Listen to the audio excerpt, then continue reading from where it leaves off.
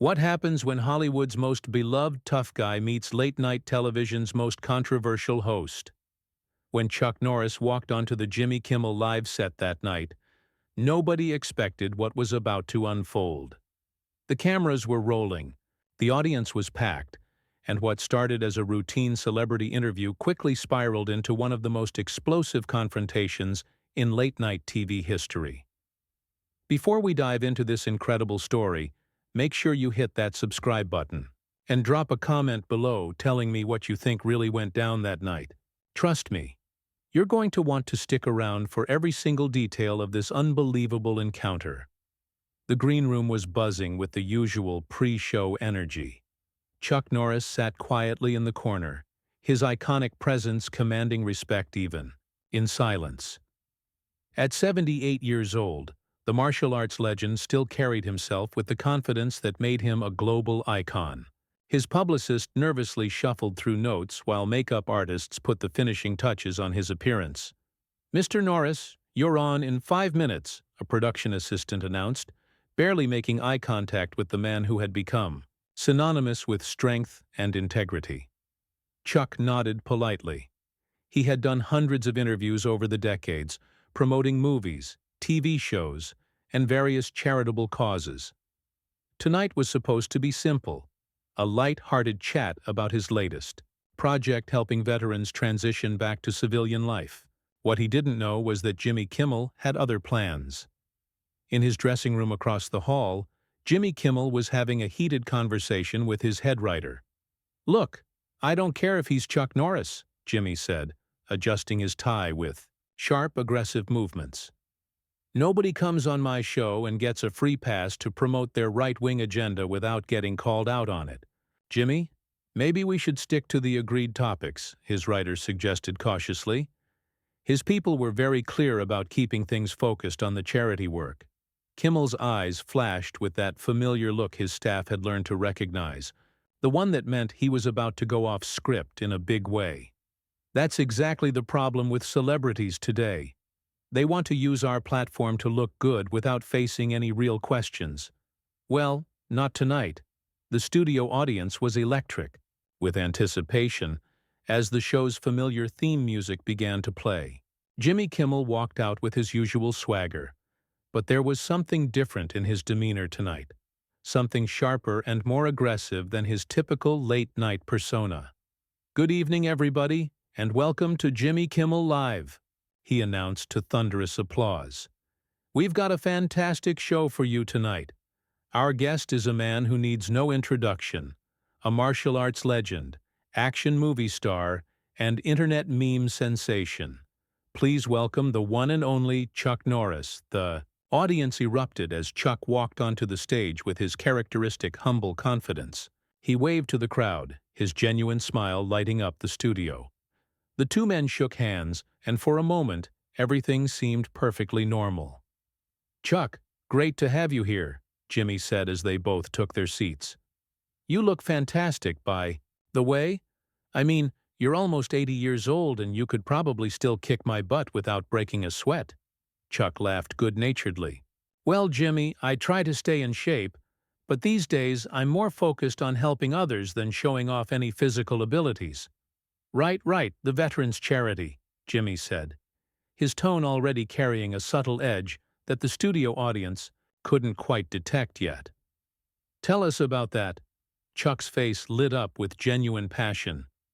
"It's called Kickstart, and we're helping combat veterans who are struggling with the transition back to civilian life. These men and women have given everything for our country, and too many of them are falling through the cracks when they come home. We're providing job training, mental health support, and community connections." "That's really admirable," Jimmy said, though his voice lacked any real warmth. "I'm curious, though, given your political leanings, how do you reconcile supporting veterans while also supporting politicians who have repeatedly voted against veteran benefits and healthcare funding?" The question hit the studio like a thunderbolt. Chuck's expression shifted almost imperceptibly, his jaw tightening just enough for those who knew him well to recognize the warning sign. The audience sensed the sudden tension, and the energy in the room changed completely. Jimmy, I'm not here to discuss politics, Chuck replied calmly, his voice steady but carrying an undertone of steel. I'm here to talk about helping veterans, regardless of anyone's political affiliation. But Jimmy wasn't backing down. If anything, Chuck's measured response seemed to embolden him.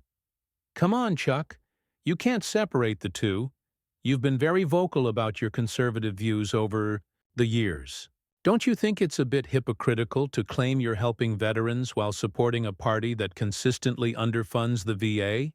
The martial arts legend leaned forward slightly, his eyes never leaving Jimmy's face. I think what's hypocritical is inviting someone on your show under the pretense of discussing charity work, then ambushing them with partisan political attacks. Jimmy's smile became more pronounced, but there was nothing friendly about it. Ambush? This is a talk show. Chuck, we talk about things, and your politics are part of who you are, whether you want to admit it or not. Chuck's posture remained perfectly controlled, but anyone who had spent time around true martial artists would recognize the subtle shift in his energy. His breathing became more measured, his movements more deliberate. Jimmy, I've been doing interviews for over 40 years, and I know the difference between legitimate questions and cheap shots designed to score political points. Jimmy leaned back in his chair, clearly enjoying the rising tension. Cheap shots? I'm asking you to defend your own publicly stated positions. You've endorsed candidates, you've made statements about policy, but now when someone asks you to explain those positions, suddenly it's off limits. The studio audience was completely silent now, sensing they were witnessing something unprecedented. This wasn't the usual playful banter of late-night television. This was becoming something much more serious. What I find interesting, Chuck said, his voice remaining calm despite the obvious provocation, is that you seem more interested in creating conflict than having an actual conversation. I came here tonight to talk about helping people who have served our country. If you're not interested in that conversation, then maybe we should end this interview right now. Jimmy's eyes lit up at the challenge. Oh, so now you're threatening to walk off my show? That's very Chuck Norris of you. What? Are you going to do roundhouse kick me if I keep asking questions you don't like? The comment drew a few nervous chuckles from the audience, but Chuck didn't find it amusing at all. Making light of martial arts and violence isn't clever, Jimmy. It's juvenile, and frankly, it's beneath what this show used to represent. What? This show used to represent? Jimmy's voice rose slightly, his professional composure beginning to crack. What exactly is that supposed to mean? Chuck turned slightly in his chair to face Jimmy more directly. It means there was a time when late-night television was about entertainment, about bringing people together through humor and genuine conversation. Now it seems like it's just another platform for hosts to push their personal agendas and attack anyone who doesn't share their worldview. The accusation clearly stung Jimmy, and his mask of professional courtesy finally began to slip completely. My personal agenda? You want to talk about personal agendas? Let's talk about how you've spent years promoting conspiracy theories and spreading misinformation to your fans. Chuck's eyes narrowed. What conspiracy theories? What misinformation? Be specific, Jimmy, because I think you're confusing me with someone else. Oh, please, Jimmy shot back, his voice now dripping with disdain. You've questioned climate science. You've promoted anti-vaccine nonsense. You've supported politicians who deny basic scientific facts. And now you want to sit here and act like you're above political discussion? The martial arts legend's voice remained steady, but there was an unmistakable edge to it now. First of all, you're wrong about every single thing you just said. Second, even if any of that were true, this is supposed to be an entertainment show, not a political inquisition. You invited me here under false pretenses. Jimmy was fully animated now, gesturing wildly as he spoke. False pretenses? Everything about you is public record, Chuck. Your political donations, your endorsements, your social media posts. Did you think I was just going to ignore all of that and let you use my platform to promote your charity without any context." "The context," Chuck replied, his patience clearly wearing thin, "is that American veterans are struggling, and I'm trying to help them. That should be something everyone can support, regardless of politics. But apparently you're more interested in scoring points with your audience than actually discussing solutions." The audience was completely captivated now, watching this unprecedented breakdown of the traditional talk show format. Some were clearly uncomfortable with the hostile atmosphere, while others seemed energized by the raw conflict playing out before them. Jimmy leaned forward aggressively. "You know what I think, Chuck? I think you're used to everyone treating you like some kind of untouchable legend, and you can't handle being asked real questions by someone who isn't intimidated by your tough guy image." Chuck's expression didn't change, but something shifted in his demeanor. When he spoke, his voice was quieter than before, which somehow made it more menacing. "Jimmy, you clearly don't know me at all. I've never asked anyone to treat me like a legend, and I've never used intimidation to avoid difficult conversations. But I also don't tolerate disrespect, especially when it's dressed up as journalism." "Disrespect?" Jimmy's voice was getting louder now. "You come on my show, you want to promote your cause, but you don't want to answer for your public statements and political positions. That's not how this works, Chuck." Chuck stood up slowly, his movement fluid and controlled despite his age. The simple action sent a ripple of tension through the entire studio. "Actually, Jimmy, that's exactly how it's supposed to work. You invite a guest, you treat them with basic courtesy, and you have a conversation. You don't ambush them with gotcha questions designed to embarrass them." Jimmy remained seated, but his body language became more defensive. "Sit down, Chuck. You're not going anywhere until we finish this conversation." The martial arts legend looked down at the host with an expression that was calm, but absolutely unwavering. "Are you telling me what to do, Jimmy?" The question hung in the air like a challenge, and everyone in the studio could feel the electricity of the moment. Jimmy's face flushed red as he realized he might have just crossed a line he couldn't uncross. The tension in the studio was so thick you could cut it with a knife. Jimmy Kimmel sat frozen in his chair, suddenly realizing that his aggressive tactics had pushed Chuck Norris to a breaking point that no late-night host had ever witnessed before. The audience held their collective breath as Chuck remained standing, his presence commanding the entire room. "I asked you a question, Jimmy," Chuck said, his voice carrying the kind of quiet authority that made grown men reconsider their life choices. "Are you telling me what to do?" Jimmy's face had gone from flushed red to pale white in a matter of seconds. His usual quick wit seemed to have abandoned him completely. I'm just saying that we're in the middle of an interview here." Chuck's eyes never left Jimmy's face. "No, we're not. An interview is a conversation between two people who respect each other. What you've been doing is trying to humiliate me on national television for your own entertainment. That's not an interview. That's a hit job." The studio cameras continued rolling, capturing every moment of this unprecedented breakdown. Jimmy's production team was frantically trying to figure out how to handle the situation, but there was no handbook for dealing with Chuck Norris when he decided he'd had enough. "Look, Chuck," Jimmy said, trying to regain some composure, "maybe we got off on the wrong foot here. Why don't you sit back down and we can talk about your charity work like you wanted?" Chuck shook his head slowly. "It's too late for that, Jimmy. You've shown your true colors tonight. You've shown that you're more interested in cheap political theater than having genuine conversations with your guests. And you've shown that you have no respect for the men and women who have served this country." Jimmy's desperation was becoming more apparent with each passing second. "That's not fair, Chuck. I support the troops. I've done segments supporting veterans. Supporting veterans when it's convenient for your political narrative isn't the same as actually supporting veterans," Chuck replied, his voice growing stronger. "You use them as props when it serves your purposes, then abandon them when it doesn't fit your agenda." The martial arts legend turned to address the audience directly, his commanding presence filling the entire studio.